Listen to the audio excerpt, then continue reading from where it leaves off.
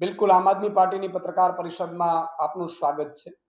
આજે ગુજરાતના ખેડૂતો એટલા દુઃખી છે કે એક તો પાક વીમો યોજના બંધ છે, ખેડૂતોને ભાવ નથી મળતા, ખાતર પૂરતો નથી મળતો, ખાતરના ઊંચા ભાવ છે, ડીઝલ મળતું નથી, ડીઝલમાં હેરાન પરેશાન થાય છે। આટલું ઓછું હોય તેમ રાજ્ય સરકાર પ્રેરિત ખેડૂત ઉપર એક મોટી આફત આવી છે। અને રાજ્ય સરકાર પ્રેરિત એટલા માટે હું કહું છું કે પ્રાઇવેટ કંપનીઓ અને રાજ્ય સરકારે મળીને જે ખેડૂતો પોતાની જમીન ખેડતા હતા એને ખબર નહોતી ને રાતોરાત હાઈ ટેન્શન લાઈનો કચ્છથી લઈને જામનગર સુધી, આ બાજુ ધોળકા સુધી, લગભગ આખા ગુજરાતમાં હાઈ ટેન્શન લાઈનો નાખવાની છે। ત્યારે સવાલ ઈ થાય છે કે ખેડૂતોને અત્યારે પોતાના ખેતરમાં જવા માટે પોલીસ સાથે ઘર્ષણ થઈ રહ્યું છે। શું કામ થઈ રહ્યું છે? તો કે વળતર પૂરતું મળતું નથી, વળતર કોઈક ત્રીજો નક્કી કરે છે।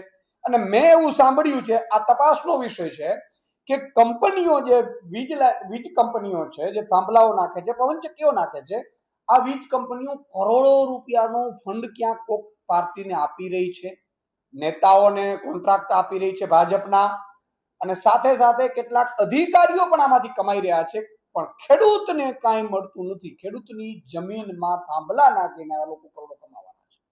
કઈ રીતે કમાવાના છે? આ પ્રાઇવેટ કંપનીઓ છે, પ્રાઇવેટ કંપનીઓ છે એ વીજળી ઉત્પાદન કરશે કે વીજ વહન કરશે કે વીજ લઈ જશે, એટલે એ તો પોતે જ કમાવાની છે। અને ખેડૂતોને પૂરતું વળતર આપતી નથી। ગુંડાઓ, લુખાઓ કે કેટલાક લોકોને કોન્ટ્રાક્ટ આપી દે છે, તો નેતાઓને કોન્ટ્રાક્ટ આપી દે છે, પોલીસને ભાડે રાખીને પોલીસને લઈને લાઠીચાર્જ કરાવે છે ખેડૂતો પર। ગઈકાલે જે મોરબીના જેતપર ગામે એક મંત્રીના ગામમાં જે રીતે પોલીસે મહિલાઓ, બાળકો, ખેડૂતો ઉપર અત્યાચાર કર્યો, એ અત્યાચારની હદ વટાવી દીધી। આ પેલા સુરેન્દ્રનગરમાં, આ પેલા દ્વારકામાં, જામનગરમાં, રાજકોટમાં, તમામ જગ્યાએ પોલીસને આગળ કરીને ભાજપ છે એ ખેડૂતો પર અત્યાચાર કરી રહી છે। મારે બે સવાલ કરવા છે સરકાર। આ કહેવાતી હિન્દુ સરકાર પોતે એમ કહેતી હતી પ્રધાનમંત્રી હિન્દુ છે, રાષ્ટ્રપતિ હિન્દુ છે, મંત્રીઓ હિન્દુ છે, મુખ્યમંત્રી હિન્દુ છે, સાંસદો હિન્દુ છે, ધારાસભ્યો હિન્દુ છે, તાલુકા જિલ્લા પંચાયતના સભ્યો હિન્દુ છે, તો મારા હિન્દુ ખેડૂતો ઉપર અત્યાચાર થાય છે ત્યારે બધા મૌન કેમ છે, એના મુખડા કેમ સિવાય જાય છે? પહેલી વાત। બીજું કે તમને કમાણી જોઈએ, તમે હિન્દુને ભૂલી ગયા? તમે કહેવાતા હિન્દુઓ છો ભાઈ? ત્રીજી વાત કે આ તમામ બાબતમાં તમે એરપોર્ટ ઉપર પાર્કિંગ આપણે જે પ્રાઇવેટ કંપનીઓને તમે આપ્યું છે એ કલાકના ભાડું લે છે। એએમસી અથવા તો કોઈ પણ મહાનગરપાલિકા હોય એનો પાર્કિંગમાં કલાક, 2 કલાકમાં ભાઈ પાર્કિંગના ચાર્જ લાગે છે। તમે જુઓ પ્રાઇવેટ જે મોબાઈલ ટાવર નાખે છે એ પણ તમે ભાડે આપીને એના ચાર્જ લે છે। તો મારા ખેડૂતની જમીનમાં વર્ષો સુધી થાંભલાઓ નાખીને એ પણ કાંઈ વળતર વગર, એ કોને નક્કી કરે છે ભાઈ? કોણ નક્કી કરે છે? અચ્છા, કમાય છે કંપનીઓ અને વળતર સાવ ટૂંકું આપે ને એમાં તમારા ભાજપના નેતાઓ, કોન્ટ્રાક્ટરો કમાય, એ કામ રાખે એ કમાય, અધિકારીઓ ત્યાંના લોકલ કમાય, પણ મારો ખેડૂત કોઈ કમાતો નથી। એટલા માટે આજે મુખ્યમંત્રીશ્રીને મેં પત્ર લખ્યો છે અને મુખ્યમંત્રીશ્રીને મેં માંગણી કરી છે કે એક તો હાઈ ટેન્શન લાઈનની અત્યારે કલેક્ટરની અધ્યક્ષતામાં તમારી સમિતિ બને છે, વળતર સમિતિ, એમાં ખેડૂતોના હવે ખેડૂતોને કલેક્ટર હુકમ કરી દે, કલેક્ટર એમ કે 144 લગાડી દે, પોલીસને સૂચના આપી દે, કાયદો વ્યવસ્થા સંભાળી દે, ભાઈ કલેક્ટર ક્યાં રાજા હરિશ્ચંદ્રન દીકરાઓ છે? અને એક કલેક્ટર શું કામ નક્કી કરે છે? તો મારી એવી માંગણી છે કે અત્યારે ઘર્ષણ થઈ રહ્યું છે, ખેડૂતોને પૂરતું વળતર નથી મળી રહ્યું, ખેડૂતોને પોતાના ખેતરમાં જવા માટે મંજૂરીઓ લેવી પડે છે, એનો અર્થ એ થયો કલેક્ટરો કે એસપી કે રેન્જ આઈજી કે ભાજપના મંત્રી, મુખ્યમંત્રી યોગ્ય કામગીરી કરતા નથી, એટલે આ ઘર્ષણ થઈ રહ્યું છે। નહીં તો ઘર્ષણ શું કામ થાય? યોગ્ય વળતર, ભાઈ એરપોર્ટ કેમ પ્રાઇવેટ છે, ક્યાં પાર્કિંગનું ઘર્ષણ થાય? ભાઈ લાખો કરોડ રૂપિયા ઉઘરાવી લે છે, મોબાઈલ ટાવરો નાખે છે, એમાં ક્યાં ભાઈ ઘર્ષણ થાય છે? અચ્છા, કોઈ મુખ્યમંત્રીના ખેતરમાંથી તો જાતી નથી લાઈન, જેને પીડાની ખબર હોય। એટલે મુખ્યમંત્રીશ્રીને મેં એવું કહ્યું છે કે રાજ્ય લેવલની વળતર સમિતિ બનાવવામાં આવે, સ્ટેટ લેવલની, જેમાં એક્સપર્ટ હોય, ખેડૂત આગેવાનો હોય, અસરગ્રસ્ત ખેડૂતોના જે કમિટીઓ લોકલ લેવલે બને એમાંથી પ્રતિનિધિત્વ હોય, નિવૃત્ત ન્યાયાધીશો હોય, આ રીતે એક રાજ્ય લેવલની વળતર સમિતિ બનાવવામાં આવે। એ વળતર સમિતિ એટલા માટે કે આજે છેલ્લા 5 વર્ષમાં જમીનોના ભાવ આસમાને ગયા છે, તો 25 વર્ષ થાંભલાની પોલિસી છે, મેં સાંભળ્યું છે, તો 25 વર્ષ પછી જમીનના કેટલા ભાવ હશે ભાઈ? કરોડો રૂપિયા છે. ત્યારે મારો ખેડૂત શું કરશે?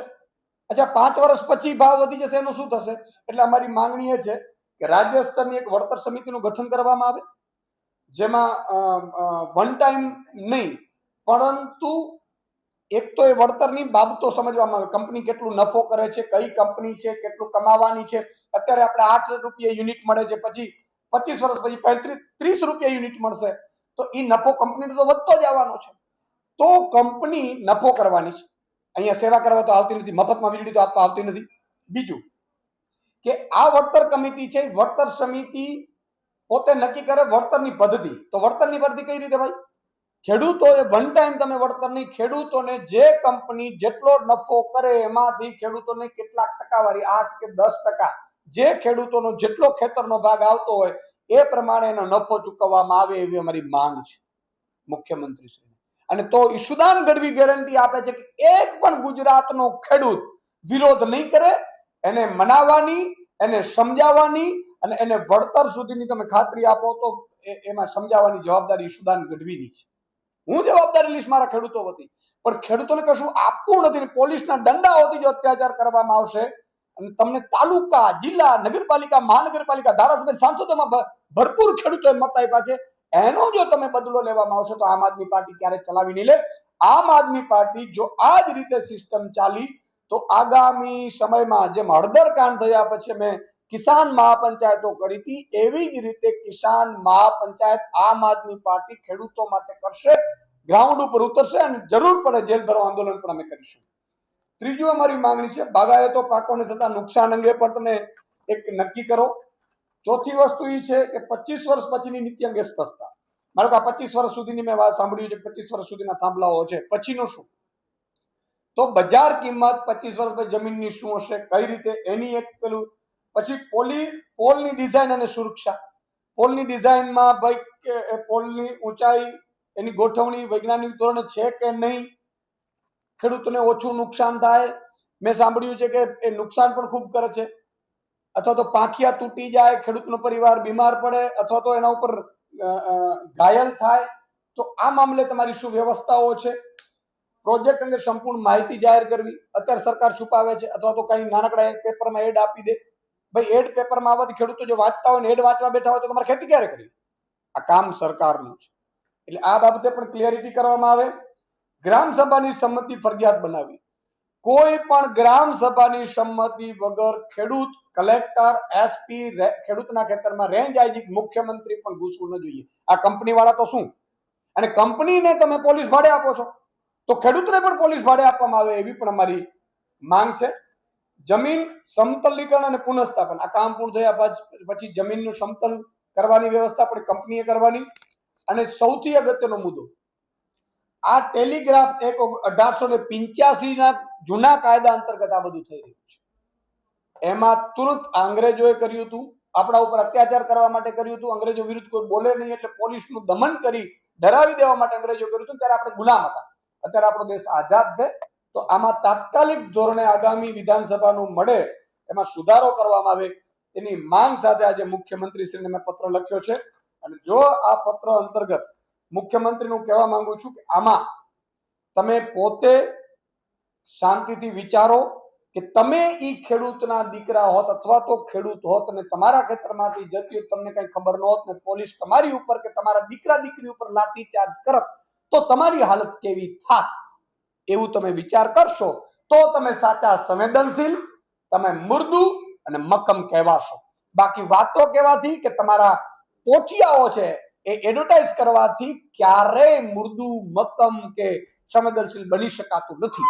એટલે મુખ્યમંત્રીશ્રીને આજે અમે પત્ર લખ્યો છે અને આનો યોગ્ય જવાબ આપવામાં આવે અને આ રીતે કામગીરીમાં ગઈકાલે જે ખેડૂતો પર બર્બરતાપૂર્વક કરવામાં આવ્યું બંધ કરી દે સરકાર. નહીં તો આમ આદમી પાર્ટી એટલા માટે અત્યારે વધારે મહેનત કરતા કે પોલિટિકલી અમે બનાવવા નથી માંગતા. ઘણા લોકો એવું કહે છે કે ભાઈ પોલિટિકલી બનાવવાથી ખેડૂતોને નુકસાન થાય છે, તોય અમારા નેતાઓ ગયા છે, સાંભળ્યા છે. જરૂર પડે હું પણ જઈશ. કહેવાનો ખાલી મતલબ એટલો જ છે કે ખેડૂતોને યોગ્ય વળતર, એ પણ જેમ કંપની દર મહિને નફો કરે છે, 12 મહિને નફો કરે છે, એવી જ રીતે ખેડૂતને ટકાવારીમાં આપવામાં આવે એના ભાગ પ્રમાણે એવી અમારી માંગ છે અને પૂરી કરવામાં આવે એવી અમારી ખેડૂત મુખ્યમંત્રીની રજૂઆત છે.